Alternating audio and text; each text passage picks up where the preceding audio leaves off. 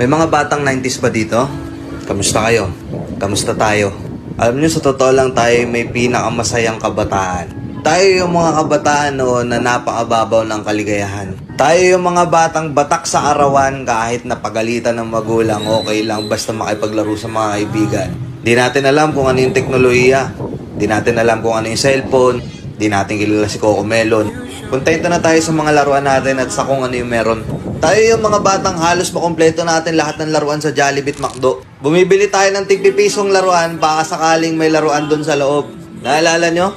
Noong mga panahon, naghahanap pa tayo ng gagamba kung saan-saan. Naghahanap tayo ng mga sanga ng puno para makipaglaro ng baril-barilan. Kukuha tayo ng gulong sa tabi-tabi tapos pagugulungin lang natin kung saan-saan.